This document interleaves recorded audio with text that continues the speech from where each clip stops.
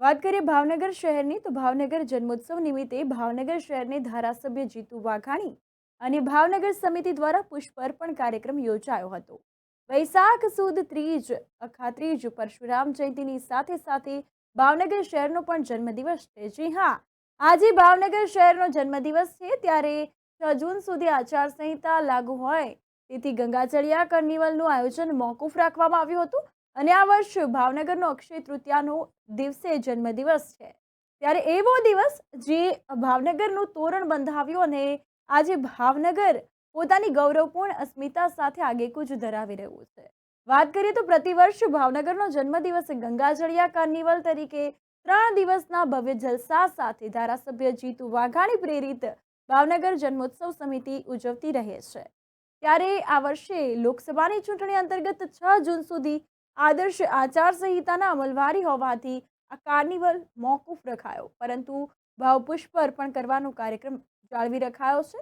ત્યારે જીતુ વાઘાણી અને ભાવનગર જન્મોત્સવ સમિતિ દ્વારા ભાવપુષ્પ અર્પણ થશે અને 10મી મે શુક્રવારે સવારે 9 કલાકે મોતીબાગ ટાઉન હોલ ખાતે ભાવસિંહજી મહારાજની પ્રતિમાને ભાવપુષ્પ અર્પણ કરવામાં આવ્યું હતું અને ત્યારબાદ રાજવી પરિવારના સમાધિ સ્થળે શ્રદ્ધા પુષ્પ તે પછી નીલમબાગ ચોક ખાતે મહારાજા કૃષ્ણકુમાર સિંહજીની પ્રતિમાને ભાવપુષ્પ અર્પણ કરવાનો કાર્યક્રમ રાખવામાં આવ્યો હતો અને આ કાર્યક્રમમાં સૌ ભાવેણાવાસી જોડાયા અને પોતાનો ભાવ વ્યક્ત કરીને જન્મોત્સવ સમિતિ અને ધારાસભ્ય જીતુ વાઘાણીએ જાહેર આમંત્રણ પાઠવ્યું હતું।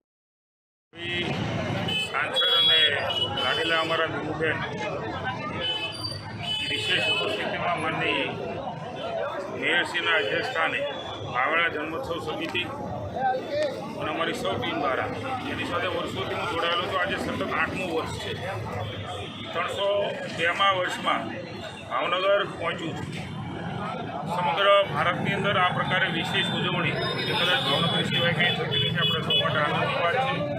કૃષ્ણકુમારસિંહજી, ડૉક્ટર વીરભદ્રસિંહજી, ભાવસિંહજી, તર્કસિંહજી, પ્રજાવાત્સલ્ય રાજવીઓ જે મળ્યા છે ને, કૃષ્ણકુમારસિંહજીએ પહેલું રજવાડું એ લોકશાહીમાં સરદાર સાહેબને અર્પણ કરીને એક સૌથી મોટી પહેલ એમણે કરેલી। એ કૃષ્ણકુમારસિંહજીના બાવલે સમાધિએ ભાવસિંહજીના બાવલે શ્રદ્ધાંજલિ આપવા માટે, પુષ્પાંજલિ આપવા માટે અમે સૌ આવ્યા છીએ। હું આજના દિવસે તોરણ બંધાણું હતું ત્યારે અક્ષય તૃતીયા છે, અખાત્રીજ કહેવાય છે અને પરશુરામ જયંતિ છે, ત્યારે સમગ્ર ભાવેણાને આપણા જન્મદિવસની શુભકામના અને ખાસ કરીને વિશિષ્ટ પ્રકારે કાર્નિવલ તરીકે 3 દિવસની ઉજવણી એ સતત 8 વર્ષથી થઈ રહી છે, પણ આદર્શ આચારસંહિતા એ 4 જૂન સુધી લાગુ પડેલ હોય આ વખતે બોરતળાવ ખાતે કાર્નિવલનો કાર્યક્રમ બંધ રાખેલ છે।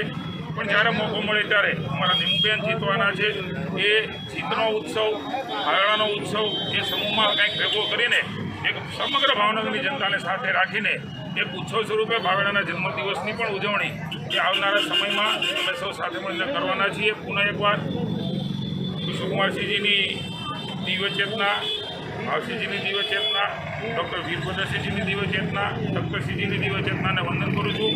આપણું ભાવેણું હંમેશા અમર હતું, અમર રહેશે। જય ભાવેણા, જય કૃષ્ણકુમારસિંહ।